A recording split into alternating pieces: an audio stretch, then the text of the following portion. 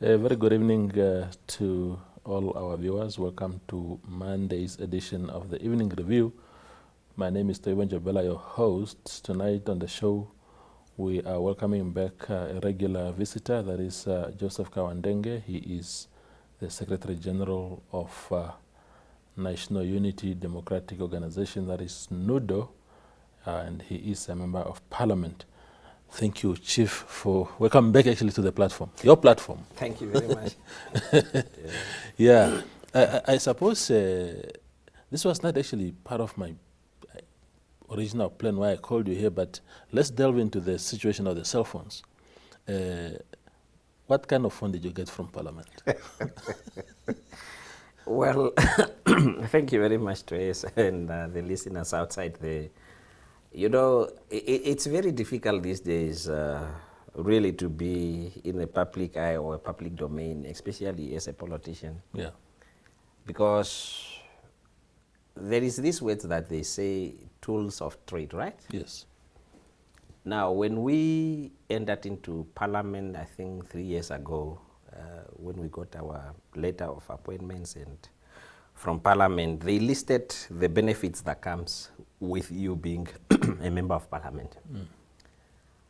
But because of the economic situation at the time, there were certain things that we compromised on as MPs. Like, for instance, when you travel, you have to travel business class, but we have been traveling economy class.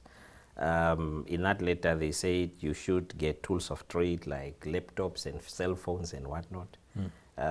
We said at the time, no, it's not the right time. The economy is not doing good. Let's halt. Yeah. So when the situation improved now, according to those that are in the know-how, the accounting officers, they say now you can get your cell phone. So we said, okay, thank you. We are welcome to get the cell phones. But from the public perspective outside there, they think that these politicians are just messing up in their greedy. But if you compare the perks that Namibian MPs get, and if you compare it with other MPs around the world, honestly, Namibian MPs are not well paid. Yeah. That's my assumption when I had to compare what Namibia MPs get and the MPs around the world. Like in countries like Kenya and Ghana, once an MP gets into office, there is already a car waiting for you there, a black Mercedes-Benz or off-road car, what, so many things that are happening there, but what Namibia MPs don't get. Yeah. So I don't want to justify that it is good or correct to get the cell phone at this point in time, but it's just that perhaps it was part of the package and we really had, for the past 3 years, said no, let's hold on it. Yeah. So in what way would you say that these cell phones serve as a tool of trade? Well, for instance, the argument is that any MP can buy his or her own phone. Well, that's true. But then if you have to talk about this, then you don't only have to look at the side of the MPs. You actually have to start from the president of the country. You have to come to the ministers. Because this is standard perks that MPs and ministers and deputy ministers, by the way, the ministers and deputy ministers and the president have already got theirs. When they started, the package is there already. They just have to pick and choose where or what kind of phone that they are going to use. Now we are talking about e-parliament. Obviously, you have to equip MPs to be able to do their jobs, isn't it? Yeah. When they research, some of us that are really doing our job to research or online, wherever, the phones that we had at the time, the memories were really feeling like nobody business. But again, it's perhaps another argument that, but why can you not buy your own? Because you are paid, you can actually afford that. But that's another argument as far as I'm concerned. Yeah. But the phone or phones in this day and age, you cannot do without. Yeah. Yeah. Are you doing? Are you using these phones with your own airtime, or are there some built-in incentives also around airtime? Not at all. We are putting our own airtime. In fact, the current rate at Parliament, you are getting $72 per month for your airtime. What is $72? I mean, for God's sake, you cannot even a day, it's already gone. So you are only getting a cell phone without anything added on top, and then you put your own airtime. But I understand the public concern outside there, perhaps due to the current situation across the country, perhaps that we should have perhaps said no. I don't know. Yeah. Look, I personally have tweeted today that I think it's standard operating procedure that officials in government, if you look at the CEOs of parastatals who are earning 5 times more than you guys, Yes. are having those things already. They are having those specs right from the day when they take up office. They don't negotiate on those conditions of service. Yeah. They are given as such. But for us, really, and I think perhaps when Namibians talk about MPs being really overpaid or highly paid, you have to do a comparative study as to how an ordinary MP is getting 30,000 per month, right? Before deduction. That's what they are getting right now, an ordinary MP. I mean, in what sense is that really too much money? Is that really how much MPs earn? You guys are at over 50,000 a month. No. Ordinary MPs before deductions, a backbencher in Namibia currently earns around 30,000. I see. Yes. And after deduction, maybe you go home with what, 26, 25,000 per month? And then a person outside there will say you are highly paid. Do you have benefits, other benefits like, I mean, ministers used to have perks around their municipal things, their rates and taxes where government used to chip in some way. What is the situation with a guy like yourself? Well, we got, what is it? But this is public information anyway. We obviously get a housing allowance and a car allowance on top of this money that we are getting. And I think that's the only 2 things that we are getting. We are not getting municipal bills being paid by the by the parliament. We pay that ourselves. Yeah. Yeah. So the point I was making earlier is to say that I think it's pretty standard that people get cell phones as a tool of trade, but one of the problems is the size of our parliament now. Since 2014, after those constitutional amendments, our parliament moved from, I think, 76 MPs to 104. Do you think that, at least from that point of view, that the bloated structure, because I don't know what difference it makes, whether you have 76 MPs or 200, the quality of debate or anything else doesn't change as far as I'm concerned. So do you think, for example, then that in 2014 that those amendments were costly and we are starting to see the culmination of those costs now? No, of course. The amendment was made for political expediencies, the politics of patronage, actually, to say the least, because it was a question of let's enlarge so that we can get as many comrades as possible into the chamber in order to reward them for their services during the liberation struggle. And I thought that when we were fighting, or the struggle for liberation was a voluntary exercise, but I'm hearing now that we did not fight to become poor. So I don't know whether why we took up arms was to make sure that we eat at the end of the day. Yeah. So, but it was really for political expediencies. Because currently, among the 104 MPs that are there in Parliament today, you have zombies sitting in that Parliament, unfortunately. People that you will never hear saying A or B or C in that Parliament. But they are there for what? For 3 years. When they walk in the streets, nobody even know that this is a member of Parliament. So it's a question of quantity, not really quality. And because of that, as you are saying, perhaps the cost to the state and the taxpayers becomes even more, but the output of Parliament in terms of qualitative debates is nor here nor there. Yeah. Yes. There's also the issue then of Parliament being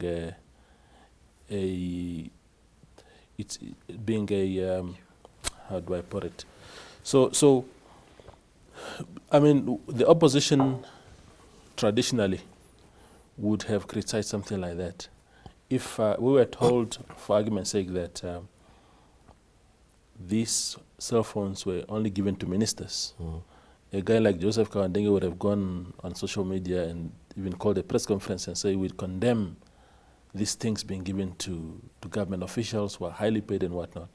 But once the opposition is in the same basket as Swapo, then there's all sorts of justifications. Oh, but we are entitled to these things. Oh, but it's tools of trade.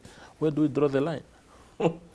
I'm sure by now you know that politicians, we as a collective being ruling party or in the oppositions, we are sometimes also economical with the truth. We only tell and say what the public wants to hear from time to time, and that's the truth. Yeah. So, and you are correct that perhaps under any other circumstances, we could have come out guns blazing and saying, no, this is not on because it's only benefiting a certain group of ministers or deputy ministers or whatever the case might be. But I think in this case, really, we did not have any choice as opposition leaders, and I'm speaking from my side myself, that I got a call in December, your phone is ready. I said, okay, my phone is ready, all right. What kind of phone? No. But I did not get the iPhone just to put the record straight. I got a Samsung S, whatever those new new ones. Okay. So, but I look at it and I say, but if it is part of my condition of service, irrespective of what the public might think or say under the current circumstances, and I have delayed it for the past 3 years since I get into Parliament, considering all those factors that the people are saying outside there, why can I not get it? So, absolutely. Yes. We go for a break and then return with Joseph Kauandenge.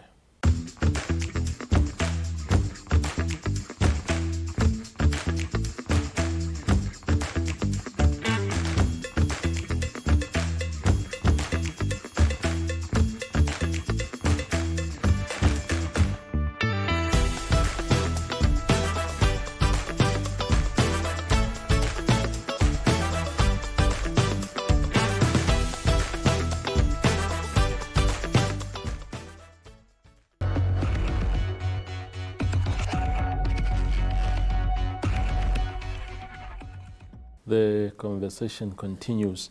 Let's quickly, Joseph, talk about the situation at the siege of Windhoek.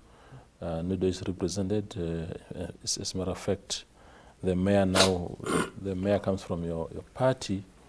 But the whole exercise of deployment is incomplete. The management committee doesn't have all the 5 members yet.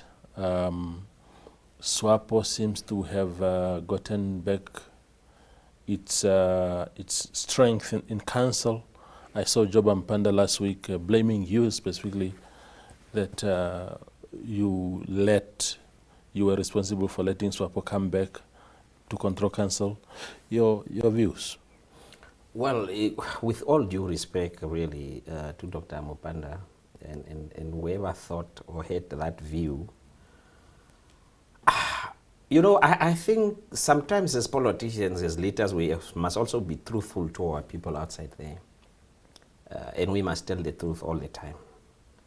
There was no way that Swapo could have come back to council and actually wrestled power from the opposition if the oppositions collectively have put our differences aside, our egotism aside, and said to one another, let's work in the best interest of our people. Because why am I saying that?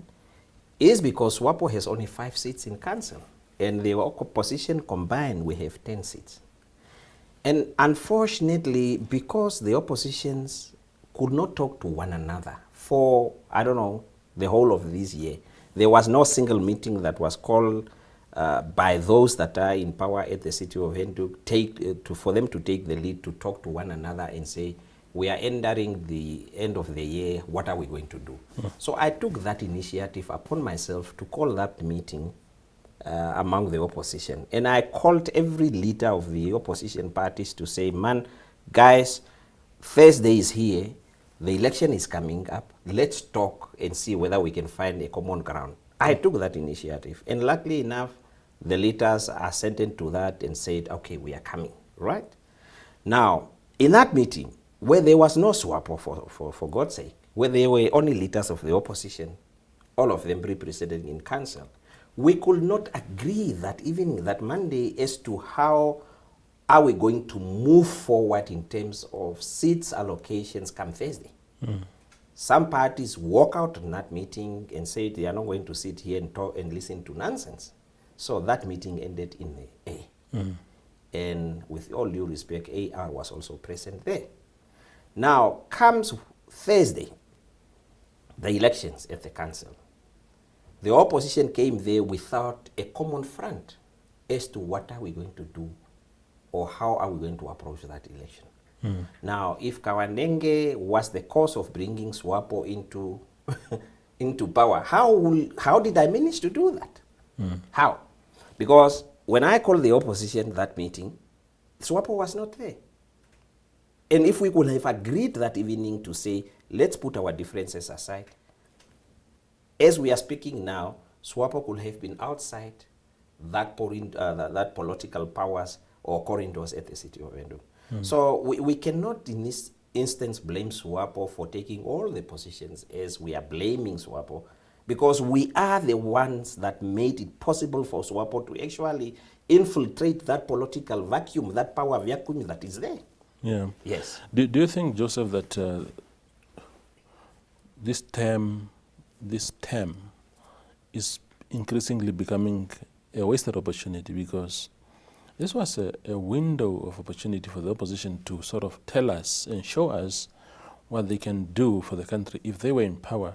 But when I try so hard to think of what has been achieved at the city of Windhoek over the last 2.5 years, I can barely mention anything apart from people calling each other idiots on WhatsApp groups and saying all these sort of things. But in terms of substantive mandate, I can't seem to think of anything. Do you think this is becoming a missed opportunity increasingly? It is a missed opportunity, really, because when we took over and call ourselves the progressive forces, we had an idea to say, let's show the Namibian people that they can trust the opposition as well, that the opposition parties might be able to lead far better than the Swapo party.